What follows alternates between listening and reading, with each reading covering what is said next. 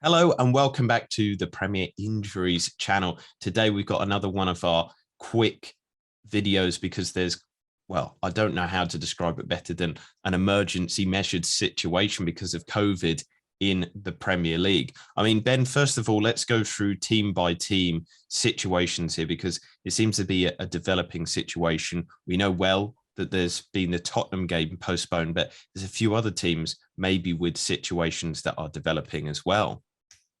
Yeah, of course. Tottenham, that was the first red flag on Thursday evening with their Europa Conference League being postponed. And then subsequent, that had a knock-on effect against Brighton. Now, as it stands, there are no elite sporting exemptions in place.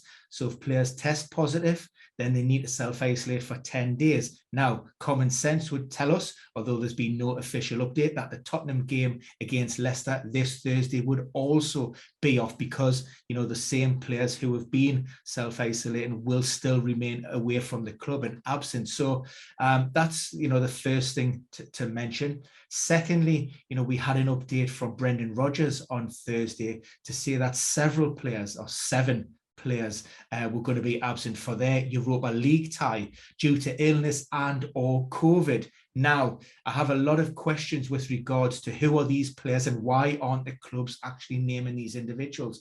It's not up to the clubs. The clubs will not, or the clubs will only provide a definitive answer to a specific question regarding the player if they have the player's permission. So the players maybe come out and announce that they've maybe tested positive. So for Leicester, we know the likes of Yannick Vestergaard,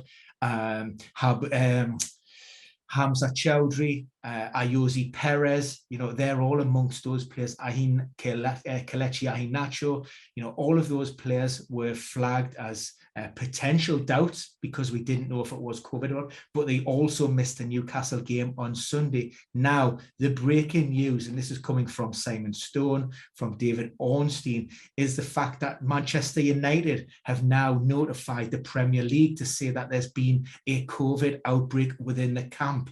Now, as it stands, the status of their game against Brentford on Tuesday remains unclear. However, the good news is at this stage, what we do know is that all of those players that were involved at Carrow Road on Saturday evening, that late kickoff, all of those players have tested negative. They finished the game, they were tested negative prior to the match, and they were tested before a recovery session on Sunday morning. So that was... but those players, like I say, who were involved are fine. We've also had an isolated outbreak at Bodymore Heath at Aston Villa. They had a training schedule planned for indoors.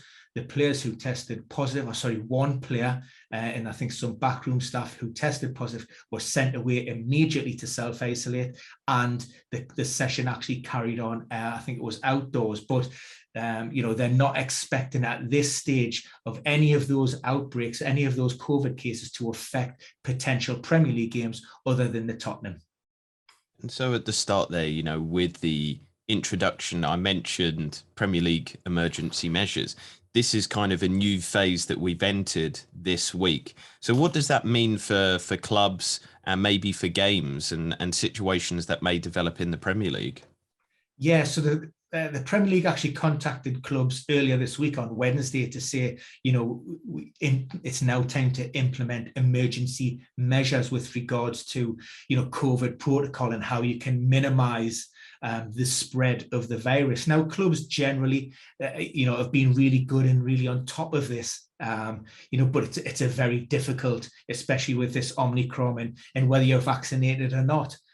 We know that the resistance against this is none, for some of the vaccines, even if you're double jabbed. So that's why these cases and these rates are going through the roof at the moment. But in terms of where we were, and we can maybe cast our eye back even to maybe Project Restart, when we started to focus on, the introduction of bringing football back. And we talked about players now traveling individually to the clubs. So there's no car sharing. You're going there by yourself.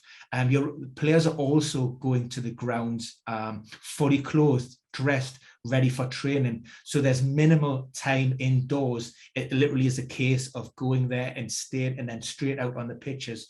Non-contact training sessions again, so, and working within small bubbles, so maybe in groups of 4 or possibly even 5, in those sessions in and around those. So even if somebody is identified, then it tends to be contained.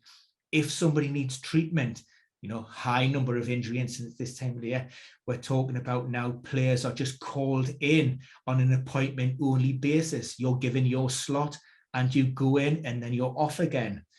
Post-match recovery, massage, all kept to a minimum. Manual therapy, a minimum. We're talking maybe a maximum of a 15-minute block. So you're doing everything. If you want to go to the gym, you book your session, you book your slot, and then you're cleaning down the machines after every exercise. So, you know, they're putting a lot of measures and guidelines in place to try and minimize the spread of the coronavirus.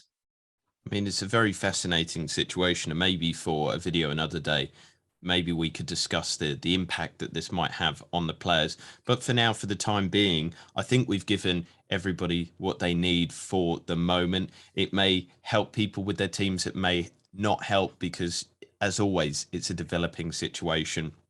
But also, as always, it's best to subscribe to the channel here because we keep you up to date. There's no misinformation. It's all facts. It's all stuff, you know, straight from the clubs. We don't put any kind of filters on it for gain or anything. And so subscribing to the Premier Injuries channel and also following Ben on Twitter is your best way to stay ahead of the game and stay ahead of any news. But for now, I'm going to wish everybody the best of luck, but also the best of health in these uncertain times. But for now, a goodbye from us.